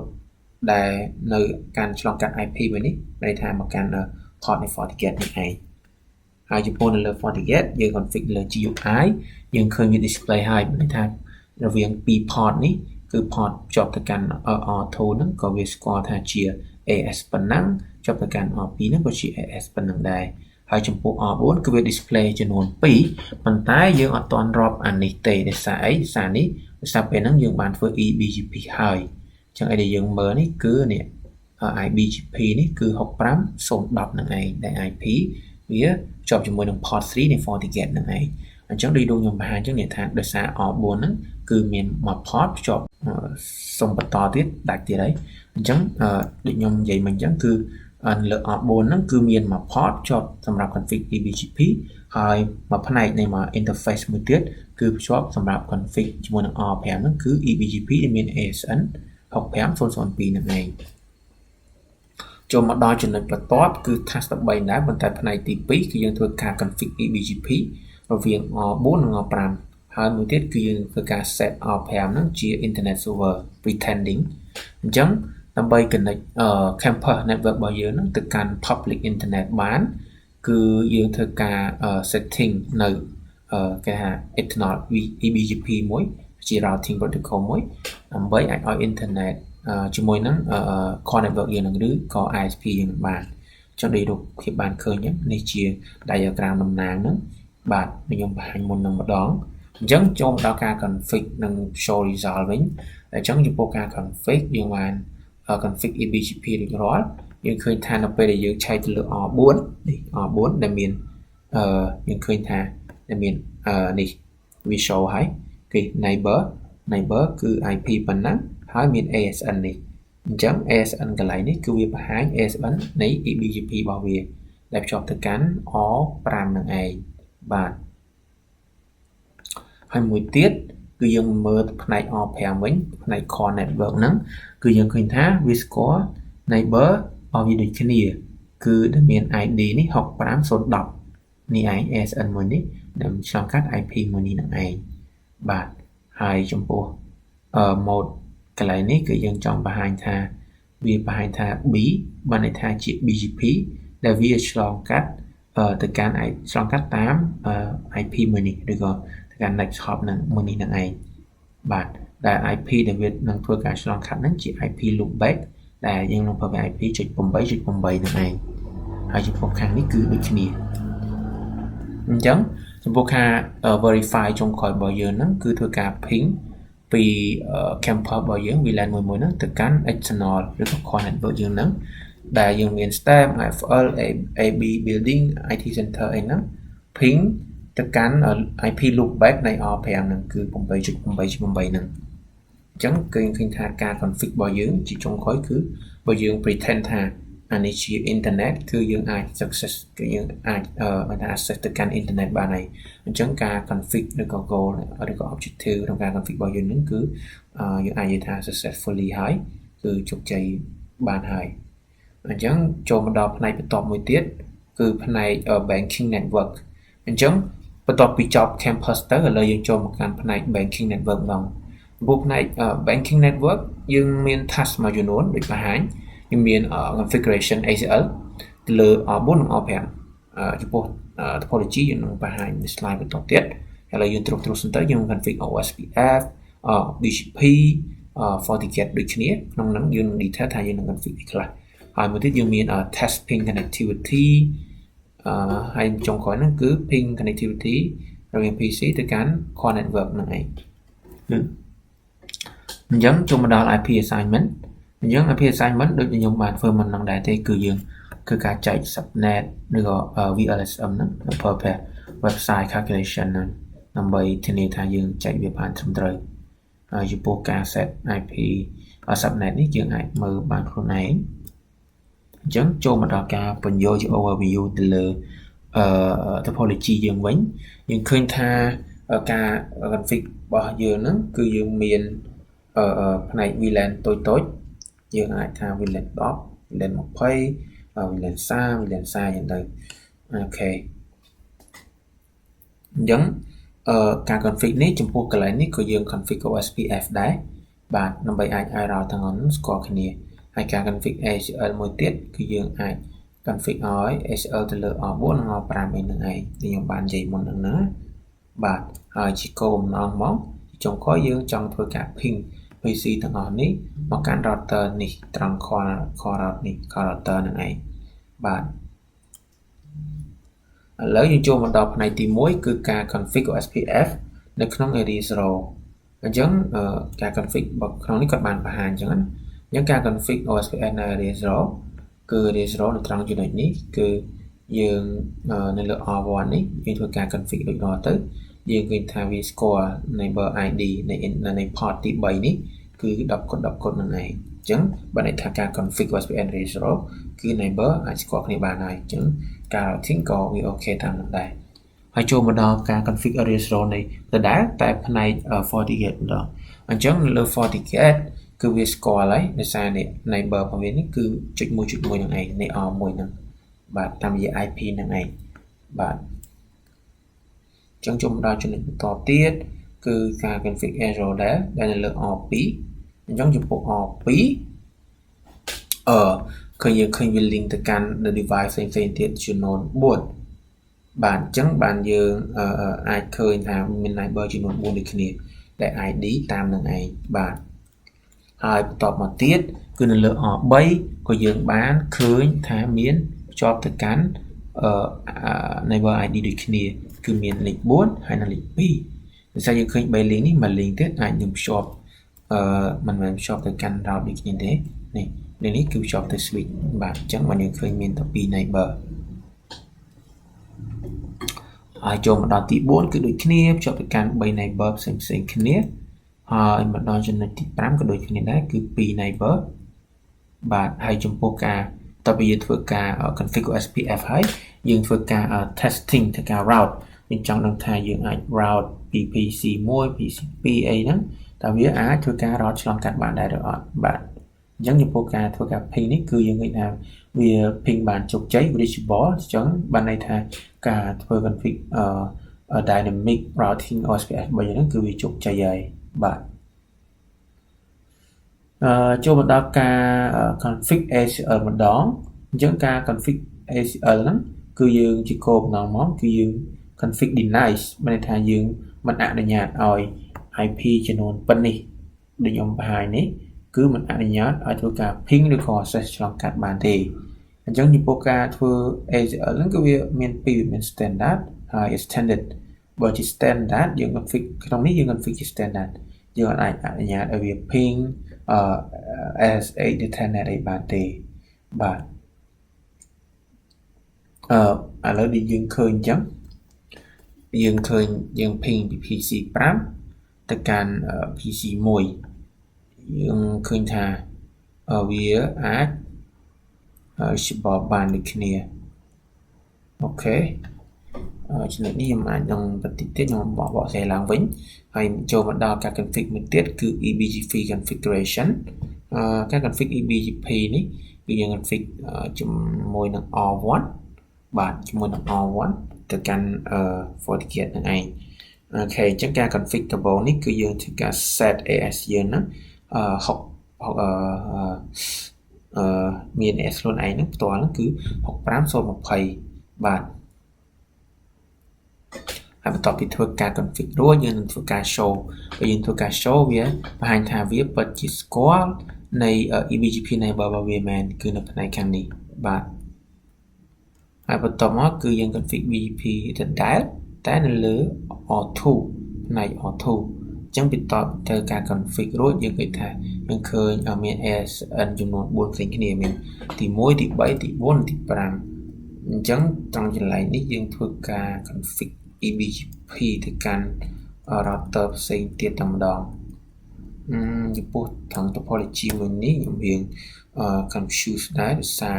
អត់ទាន់បានឆែកមើលផ្នែកដែលគាត់បានធ្វើឬក៏ខ្ញុំអត់ទាន់បានសិក្សាស៊ីជម្រៅទៅលើវាអញ្ចឹងខ្ញុំនឹងធ្វើការ research ហើយខ្ញុំនឹងមកត្រឡប់មកបកស្រាយនេះត្រង់ចំណុចនេះឡើងវិញអញ្ចឹងសូមបន្តទៅទៀតអញ្ចឹងចំពោះនៅលើ R3 ដូចគ្នាគឺវាស្គាល់នៅ AS នៃ neighbor របស់វាហ្នឹងគឺ65002ហ្នឹងឯង R4 ដូចគ្នា R5 ក៏ដូចគ្នាដែរហើយជាចុងក្រោយគឺយើងធ្វើការ ping connectivity រវាង router មួយដើម្បីបញ្ជាក់ថាការ config របស់យើងមុនហ្នឹងគឺវាពិតជាត្រឹមត្រូវអញ្ចឹងបន្ទាប់ពីធ្វើការ ping យើងឃើញថាវាពិតជា successful អញ្ចឹងការ config របស់យើងគឺអាចដំណើរការបានហើយចូលមកដល់ការ config GUI នៅលើ FortiGate អញ្ចឹងនៅក្នុងការ config GUI នៅលើ FortiGate យើងអាចនឹង config របស់ ជាច្រើនមួយចំនួនយើងអាចនឹងឃើញបន្ទាប់អញ្ចឹងគឺជាដំបូងគឺធ្វើការ config IP assign IP នៅលើ port 2 និង port 3 បាទអញ្ចឹងនៅលើ port 2មិនដាច់ទៀតហើយឥឡូវសូមបន្តទៅទៀតអញ្ចឹងជាការ assign IP ហ្នឹងគឺយើងមានport ទី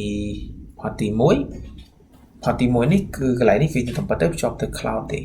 ដើម្បី access GUI បានអញ្ចឹង IP ដែលយើងប្រើប្រាស់ហ្នឹងគឺ IP ដែលយើងយកមកពី VMware របស់យើងហ្នឹងដើម្បីអាចឲ្យយើង access web បានធ្វើការ config GUI របស់ FortiGate ហ្នឹងឯងអញ្ចឹងចំពោះ port 2យើង port 2 port 3យើង set menu ធម្មតាហើយទៅតាម IP ដែលយើងបានចែករួចរាល់ហើយចូលមកដល់ចំណុចបន្ទាប់គឺយើង configuration ដដែលដែលយើង config FortiGate ដដែលដែលយើង config ទៅលើ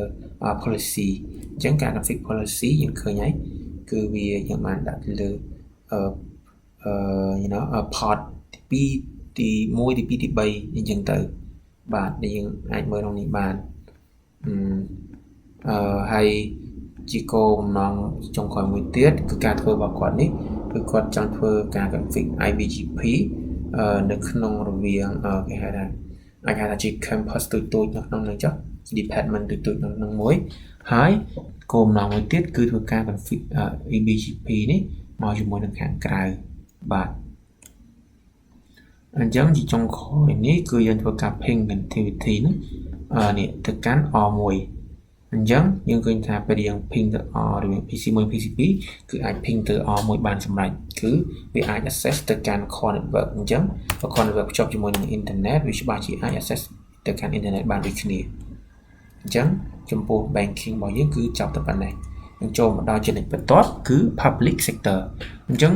យើងមើលជា overview ក្នុង public sector យើងវិញយើងឃើញថា public sector របស់យើងហ្នឹងគឺយើង topology យើងហ្នឹងជាទម្រង់ ring topology ហេតុផលយើងធ្វើ ring topology ត្រង់ចំណុចនេះគឺដើម្បីយើងអាចប្រើប្រាស់នៅ link ចំនួន2រវាង router មួយហ្នឹងគឺធ្វើការ redundant យើងធ្វើការ prevent នៅការ down server នៅផ្នែកនៃ network ណាមួយចឹងទៅអាចរំខានអាចបង្កើតជាការអាក់ខាននៅអ្វីដែលសំខាន់ជាងទៅហើយចំពោះ part នេះជា concept គឺគាត់ភ្ជាប់ cloud ហើយគាត់ប្រើពី port នៃ cloud ហ្នឹងភ្ជាប់មកកាន់ជា core network នេះផងភ្ជាប់មកកាន់FortiGate នេះផងប៉ុន្តែបើជា goal ហ្មងគឺគាត់បានន័យថាការភ្ជាប់ port មួយមកកាន់ cloud ត្រង់ចំណុចនេះគឺដើម្បីតែ access ទៅកាន់ GUI ដើម្បីអាចប្រើបានទេអញ្ចឹងបើជា core network ហ្នឹងគឺ R1 នេះឯងដែលយើងជាចុងក្រោយហ្នឹងយើងនឹងធ្វើការ ping មកកាន់ R1 ហ្នឹងឯងអញ្ចឹងចូលមកដល់ចំណុចនេះយើងនឹងធ្វើការនិយាយត្រួសទៅលើ topology របស់យើងអញ្ចឹងការ config topology របស់យើងហ្នឹងគឺយើងមានចំនួន6អាចថា6ស្ថាប័នចុះបាទគឺយើងមាន government យើងមានអាចថា finance យើងមានក្រសួងមហាផ្ទៃក្រសួងអប់រំក្រសួងសុខាភិបាលហើយ police អញ្ចឹងទៅបាទដែលការ config របស់យើងហ្នឹងគឺយើងប្រើ link 2រវាង link 2និង interface 2រវាង router មួយហ្នឹងហើយនៅលើខាងលើហ្នឹងគឺយើង config ដាក់ subnet ចែកដាក់ subnet មួយទៅលើ link មួយអញ្ចឹងចូលមកដល់ចំណុចបន្ទាប់ជាដំបូងហ្នឹង link main គាត់ handle ទៅលើ public sector ហ្នឹងឯងដំបូងគាត់ plan ចង់ use ប្រើប្រាស់នៅ link aggregation សម្រាប់ legacy របស់គាត់ហ្នឹងប៉ុន្តែជាបញ្ហាគឺថាវាមិនអាចបានថាមិនអាច assign IP ទៅលើ port ឬក៏ port channel នឹងបានទេពីព្រោះតែ router model ដែលយើងប្រើប្រាស់ជា simulation នៅក្នុង GNS3 ហ្នឹងគឺវា support តែ legacy ether channel តែប៉ុណ្ណោះបាទអញ្ចឹងជាហេតុដែលគាត់រកដំណោះស្រាយមួយទៀតគឺយើងនឹងធ្វើការ assign នៅ subnet ទៅកាន់ interface មួយនិងធ្វើការ implement OSPF សម្រាប់ redundancy បាទនេះដូចឧទាហរណ៍យើងមាន link 2អញ្ចឹងយើងធ្វើការ set subnet ឲ្យ link មួយអញ្ចឹងតែម្ដងអញ្ចឹងដើម្បីធ្វើការ implement OSPF ហ្នឹងជាដំបូងយើងធ្វើការចែក topology ជា3 area ដែលយើងមាន area 0ជា backbone របស់យើងដែលភ្ជាប់ទៅកាន់ core ហ្នឹងហើយយើងមាន area ទី1ដែលក្នុងហ្នឹងយើង include 3ស្ថាប័ន area ទី2 include 3ស្ថាប័នដូចគ្នាបាទចូលមកដល់ចំណុចបន្ទាប់នេះគឺបន្ទាប់ពីយើងធ្វើការ config ទៅលើ OSPF រួចរាល់យើងចង់ធ្វើការ ping សាក់លបងពីក្រសួងមហាផ្ទៃ Interior ទៅកាន់ Healthcare ទៅកាន់ក្រសួងសុខាភិបាលនឹងអញ្ចឹងយើងឃើញថាការ success ការ ping របស់យើងគឺ successful អញ្ចឹងការ ping នេះដែរនៅពេលដែលវាមាន2អញ្ចឹងវាច្បាស់ជា path ណាដែល priority ជាងគេដែលមានអាចថាជាpriority របស់វាអាចជាលបឿននៃ link ហ្នឹងអញ្ចឹងអាចថាដូចអានេះមក G អានេះ100 មេអញ្ចឹងវាច្បាស់ជាជ្រើសរើស path មក G នេះដើម្បីឆ្លងកាត់មកកាន់ destination នេះហើយបាទអញ្ចឹងជាបន្តមកទៀតយើងធ្វើការឆែក OSPF neighbor ហ្នឹងទៅអញ្ចឹងយើងឃើញថាអូខេគឺវាស្គាល់ neighbor រៀងខ្លួនហើយall sector neighbor ហ្នឹងគឺវាស្គាល់ neighbor ខ្លួនឯងរៀងខ្លួនអញ្ចឹងមានន័យថាការ configure SPF របស់យើងគឺដំណើរការអូខេអញ្ចឹងអានេះជា scenario មួយដែលគាត់ចង់ធ្វើហ្នឹងគឺគាត់ចង់ដឹងថានៅពេលដែលយើងរៀបចំជា ring topology ចេះរួចរាល់ហើយយើងផ្ដាច់ network មួយនៅកណ្ដាលចាត់ទុកថាវានៅពេលដែលវា down server នៅកណ្ដាលនេះតើក្រសួងមហាផ្ទៃនេះនៅតែអាច ping ឬក៏ access មកកាន់ healthcare នេះបានអត់អញ្ចឹងជាលទ្ធផលគាត់បានសាកថាទោះបីជាក្រសួងអប់រំនេះ down ក៏ដោយក៏ connection រវាងក្រសួងមហាផ្ទៃមកកាន់ក្រសួងសុខាភិបាលនេះក៏វានៅតែអាចប្រើប្រាស់បានដែលយើងឃើញអញ្ចឹង ping គឺថា file packet ហ្នឹងគឺ all send តែម្ដងអញ្ចឹងយើងមើលយើង analyze ទៅយើងគិតថាយើងអាចឃើញថានៅពេលដែលនេះវា down ការបញ្ជូនរបស់នេះវាអាចនឹងឡើងទៅតាម path ខាងលើវិញដើម្បីបញ្ជូនមកកាន់ healthcare តែនៅពេលវាអត់ down វាច្បាស់ជាបើអ្នកអាចជារកនៅ shortest path ហើយអញ្ចឹង shortest path វាច្បាស់ជាតាមនេះប៉ុន្តែនៅពេលដែល shortest path នេះវាដាច់អញ្ចឹងទៅវាច្បាស់ជារត់តាមលើនេះមកកាន់ healthcare នេះឯងអូខេចឹងចូលមកដល់ចំណុចមួយទៀតគឺធ្វើការconfig នៅ eBGP បាទអញ្ចឹងការ config eBGP ដែលខ្ញុំបាននិយាយមុនហ្នឹងគឺគាត់ភ្ជាប់ FortiGate មកកាន់ ARM2 នេះអាចថាជា local core router របស់យើងនៅក្នុង local camper របស់យើងអាចថា local network របស់យើងហើយចំពោះ ARM2 នេះគឺជា core network ដែលដូចរបស់ជារបស់ Linda ហ្នឹងឯងដែលខ្ញុំបាននិយាយមុនហ្នឹងណាអូខេហើយវាភ្ជាប់មកកាន់ internet ឬក៏ cloud មួយហ្នឹងឯងដែលយើងមើលទៅ core network នេះគឺមាន ASN ដូចបង្ហាញតាំងពីដើមមកគឺ65002ហើយ ASN របស់ public sector គឺ65005បាទអញ្ចឹងយើងធ្វើការ config រួចរាល់យើងធ្វើការ show summary អញ្ចឹងនៅលើ router 3វាបង្ហាញថាការវាអាចស្គាល់នៅ eBGP neighbor របស់វាបានហើយចាំមិនថាការ config គឺជោគជ័យហើយគឺនេះ eBGP neighbor របស់វាគឺមាន AS65002ដូចអីដូចពិតជាដូច ASN របស់ core network ពិតប្រកបមែនហើយអញ្ចឹងយើងចូលមកដល់ការ config FortiGate បាទអញ្ចឹងការ config FortiGate យើងមាន interface នៅលើ FortiGate ហ្នឹងគឺយើងធ្វើការ config ទៅលើ port 1 port 2 port 3 និង port 4ដែល set port ដែលយើងប្រើប្រាស់ហ្នឹងឯងហើយមួយទៀតគឺយើង config OSPF នៅលើ FortiGate អញ្ចឹងការ config OSPF នៅលើ FortiGate ហ្នឹងគឺយើង config ដែលបតកលាគ្នាតាំងពីចំណុចនេះមកបាទគឺយើងបាទបង្ហាញសិតតែអីដែលយើងបាន config ហើយគឺនេះគឺនៅ IP ប៉ុណ្ណឹងនៅក្នុង area 0ហ្នឹងឯងបាទហើយចំពោះ neighbor របស់វា neighbor ដែលវាស្គាល់ហ្នឹងនេះមាន1ហើយនឹង8ហ្នឹងឯងចូលមកដល់ចំណុចបន្តទៀតគឺ default route និងredistribute ទៅកាន់ neighbor ដទៃទៀតអញ្ចឹងក្នុងការ distribute ទៅកាន់ neighbor ដទៃទៀតហ្នឹងយើងឃើញហើយនៅក្នុង port 4បានថា destination ដែលមកគឺទទួលបានទាំងអស់ហើយវានឹងឆ្លងកាត់តាម IP មួយនេះនៅក្នុង port ទី4នៃ FortiGate របស់យើងនឹងឯងហើយចំពោះការ config policy វិញគឺយើងបាន config ទៅលើ port 2 port 3និង port 4នឹងឯង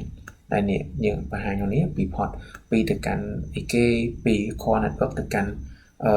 port ណាមួយចឹងឯងហើយមួយទៀតគឺ scenario មួយទៀតគឺនៅលើ R2 យើង config default router ដើម្បីអាចឲ្យ network ហ្នឹងធ្វើការ access ទៅកាន់ internet បានអញ្ចឹងយើងធ្វើការដាក់នៅ IP forward protocol ហ្នឹងគឺវាបង្ហាញនៅ IP route ដែលយើងឃើញមានdestination zone subnet ក៏ zone ដែរអញ្ចឹង យើងថែមពីលើនេះយើងធ្វើការ config net ដើម្បីធ្វើការ simulation ថាដូចជា public sector ហ្នឹងជា public IP បាទដើម្បីអាច access ទៅកាន់ internet បានអូខេអញ្ចឹងនេះ IP translate បានមកគឺនេះសិតតែជា IP សូមបន្តទៀតមិនដាច់ទៀតហើយអញ្ចឹងបន្តមកទៀតនេះគឺយើងបានជា public IP នេះឯងគឺ .96.45 អីទាំងអស់ហ្នឹងហើយមួយទៀតមកពី internal នៃ AS6505 ហ្នឹងយើងឃើញថា public sector ការ core network របស់យើងហ្នឹងគឺធ្វើការគិតទៅលើ loop back នៃ interface នៅកាន់ R1 ហ្នឹងដូចជា internal នៃ AS6502 ទៅកាន់ core network ដែរអញ្ចឹងពីក្រសួងអប់រំទៅដល់ក្រសួងមហាផ្ទៃនិងក្រសួងមហាផ្ទៃហ្នឹងវាភេងទៅកាន់ loop back អញ្ចឹងការភេងទៅកាន់ loop back ឬក៏ភេងទៅកាន់ internet ហ្នឹងគឺចាត់ទុកថាវាអាចដំណើរការបានត្រឹមត្រូវហើយបាទអញ្ចឹងជា public sector topology គឺវាចប់តែប៉ុណ្្នឹងឥឡូវយើងចូលមកដល់ចំណុចបញ្ចប់ហ្មងគឺ conclusion អញ្ចឹងជាចុងក្រោយសូមអរគុណចំពោះការយកចិត្តទុកដាក់ស្ដាប់អញ្ចឹងជា conclusion យើងឃើញថាការ propose topology របស់យើងហ្នឹងគឺមាន objective ដូចគ្នាគឺ replicate ទៅកាន់ river network environment ហើយការធ្វើរបស់យើងហ្នឹងគឺ cover ទៅកាន់ CCNA ទាំងអស់ដែលយើងមាន select នៅ CCNP មួយចំនួនដូចជា security technology ដូចជា FortiGate អីទាំងអស់ហ្នឹងដែលមាននៅក្នុង CCNP ប៉ុន្តែយ៉ាងណាមិញការ configuration របស់យើងឬក៏ការ implement របស់យើងហ្នឹងគឺ concept ឬការ config អីវាអាចអត់ដូចអីដែលគេ config ពិតប្រាកដនៅក្នុងជីវិតពិតអញ្ចឹងណាបាទវាអាចការ concept របស់យើងអាចដឹងថាចំណាយថវិកាច្រើនពេកអាចមានហានិភ័យការ config អត់មាន structure តាមលំដាប់លំដោយអីចឹងទៅបាទអញ្ចឹងជាចុងចប់សូមអរគុណលោកគ្រូនិងអ្នកទាំងអស់គ្នាដែលបានស្ដាប់និងទស្សនាមកដល់ពេលនេះបាទសូមអរគុណសូមជម្រាបលា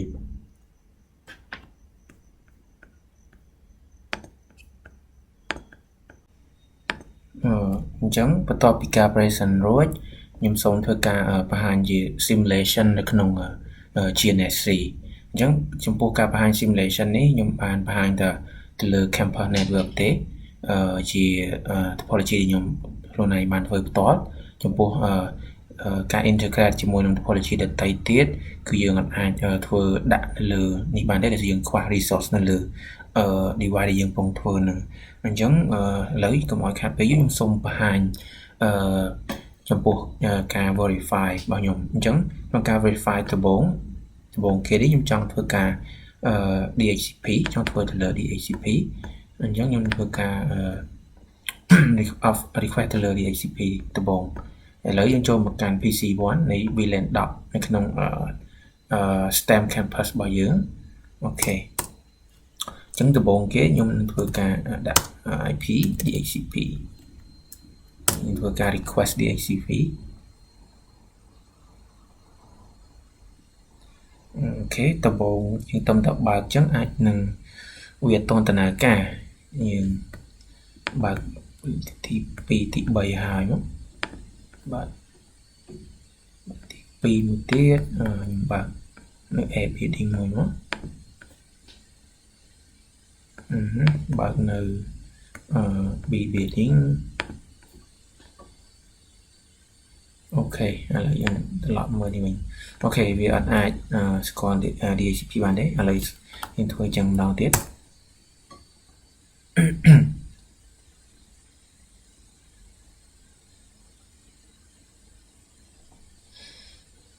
ភាសាមិញខ្ញុំបាទតំតារ៉ាន់បាទអញ្ចឹងវាអាចនឹងអត់តស្គាល់នៅលើ router ទី3 DHCP router របស់យើងអាចនឹងយើងព្យាយាមធ្វើពីបេតាទៅវានឹងដំណើរការ IP DHCP IP DHCP IP DHCP គ្នាអូខេយើងមើលនេះម្ដងទៀតវាចិត្ត Dora ហើយមិញអូខេលើកនេះច្បាស់ជាដើរអូខេដើរហើយ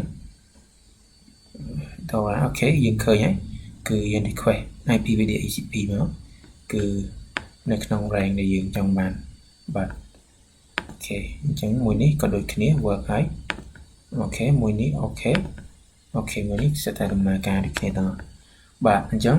បន្ទាប់ពីការ request DHCP ឥឡូវឲ្យអស់ចម្ងល់យើងចូលមកឆែក binding ក្នុងនេះម្ដងអូខេអញ្ចឹងឥឡូវយើងដាក់ថានៅលើ router ទី3នេះយើងដាក់ show IP DHCP binding អូខេនេះគឺ list IP ដែលយើងបាន request មុនហ្នឹងចំនួន5 PC ហ្នឹងឯងបាទអូខេអញ្ចឹងបន្ទាប់ពីធ្វើការ test លើ DHCP ឥឡូវយើងចង់បន្តទៅលើអញ្ចឹងបន្ទាប់ពីយើងបាន test DHCP មិញហើយឥឡូវយើងចូលមក test SSH និង Telnet ម្ដងអញ្ចឹងឥឡូវយើងនៅលើ PC 9នៃ VLAN 90ហ្នឹងយើងចង់ទៅការ SSH ឬក៏ Telnet មកកាន់ R1 R2 និង R3 នឹងឯងបាទអញ្ចឹងឥឡូវជាដំបូងយើងធ្វើការ SSH ទៅកាន់ router ទី1ដែលមាន IP ប៉ុណ្ណឹងអូខេចូលមកហើយបន្តមកយើងធ្វើការដាក់ password Cisco អូខេឥឡូវយើងអាចចូល access មកកាន់router ទី1បានសម្រាប់ហើយបាទអូធ្វើការ password បន្តទៀតអូខេអញ្ចឹងយើងមានសាក config មកវាកើតអូខេគឺបានអញ្ចឹងយើងចេញមកវិញ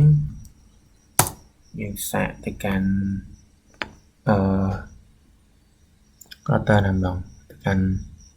router ទី2ចុះយើងទៅកាន់ router ទី2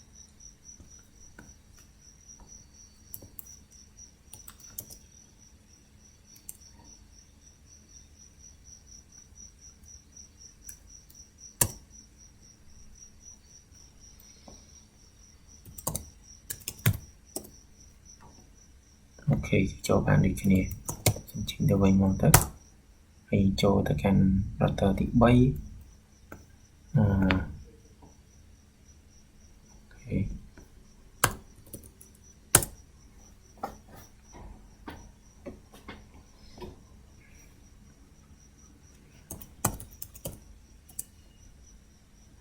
កាន់ router ទី3ហើយធ្វើការ enable វាមកCisco អូខេមើលយើងចង់ show DHCP binding អូខេគឺវាដូចនៅលើ R3 ពិតចឹងបាទចឹងដល់យើង end នោះShit. អូខេឥឡូវបន្ទាប់ពីយើងតេស្តនេះហើយយើងចង់តេស្តថាតើចំពោះPC នៅនេះតើវាអាចaccess មកកាន់ឬក៏ ping មកកាន់នេះបានអត់បើថា ping វាច្បាស់ជា ping បានតែបើថាធ្វើ SSH Internet ច្បាស់ជាអត់បានទេប៉ុន្តែដោយសារក្នុង PC នេះយើងអាចធ្វើ SSH ឬក៏ Telnet មកកាន់ជាបានទេយើងអាចប្រើប្រាស់ជា router ហើយយើងដាក់ symbol ជា PC ចេះប៉ុន្តែដោយសារ computing resource របស់ខ្ញុំមានដែនកំណត់បើខ្ញុំថែមួយទៀតវាអាចនឹងមានបញ្ហាអញ្ចឹងចំពោះការតេស្តលើ ACL សូមជម្រាបសិនចុះអញ្ចឹងឥឡូវយើងចូលមកមួយទៀតយើងសាក ping ពីនេះមកកាន់ core network ឬក៏ internet នឹងឯងដែលយើងប្រើប្រាស់ loopback នៃ router ទី5ហ្នឹងថាជាតាំងជា internet ចឹងទៅ 8.8.8 ចឹងទៅអញ្ចឹងឥឡូវយើងសាក ping ឥឡូវមុននឹងយើង ping ទៅ core router direct មកយើងសាក ping ទៅR1 silicon ទៅចឹងអូខេ ping ទៅកាន់ 2.168.1.7 ហើយយើង ping ទៅកាន់ router ទី1ឃើញថាវា work ឥឡូវយើងសាក ping ទៅ IP នៅលើ port 2 FortiGate ម្ដងមើល26 ok គឺ work ដូចគ្នា ok ឥឡូវយើងសាកទៅ internet យកមក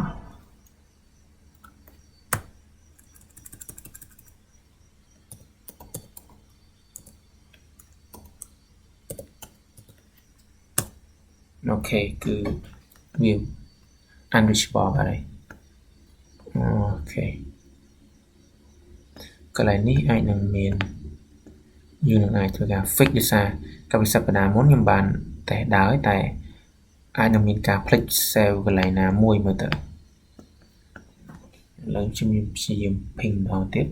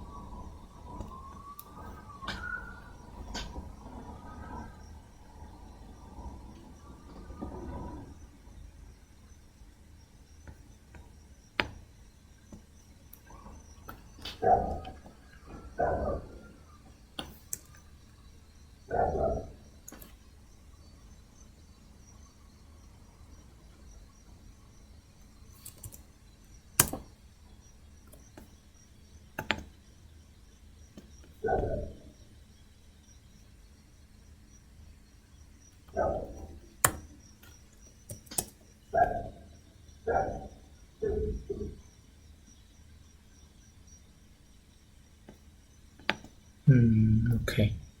ឡូវត្រង់ចំណុចនេះយើងធ្វើនឹងសិនចុះឥឡូវយើងមកមើលទៅលើការ access ទៅកាន់ FortiGate ម្ដងអញ្ចឹងដើម្បី access ទៅ FortiGate សារលើ PC ខ្ញុំវាមានបញ្ហា computing resource ខ្លាំងអញ្ចឹងសូមការបើកវាអាចនឹងមានបញ្ហាតែយើងអាចសាកល្បងសិនបានឥឡូវយើងសូមសាកបើក Chrome មួយទៀត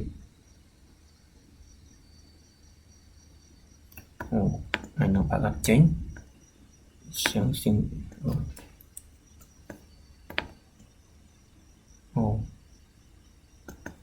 ជាស្រ័យ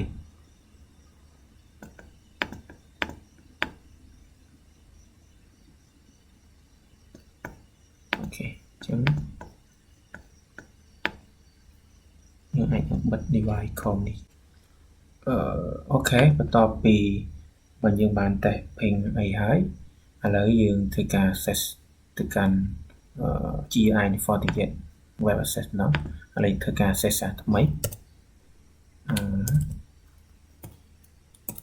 នេះ IP ដែលយើងប្រើនេះ.221.200ហ្នឹងដែលយើងប្រើមកពី VMware ដូចគ្នានេះអូខេយើងចូលមកសុំបិទនេះវិញអូខេ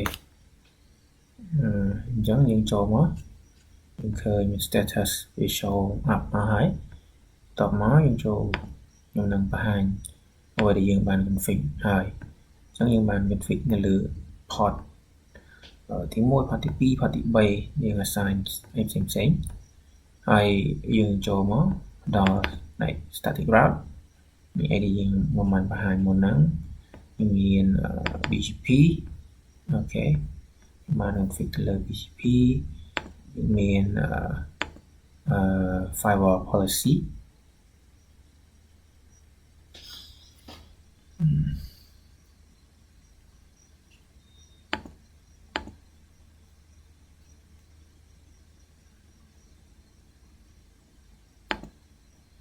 អូខេនេះមាន firewall policy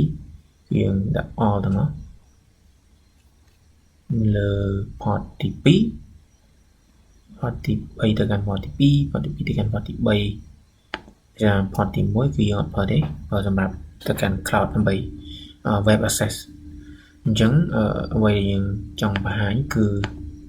វាមានតែប៉ុណ្្នឹងអញ្ចឹងអរគុណសម្រាប់ការតាមដាននិងទស្សនាបាទសូមអរគុណ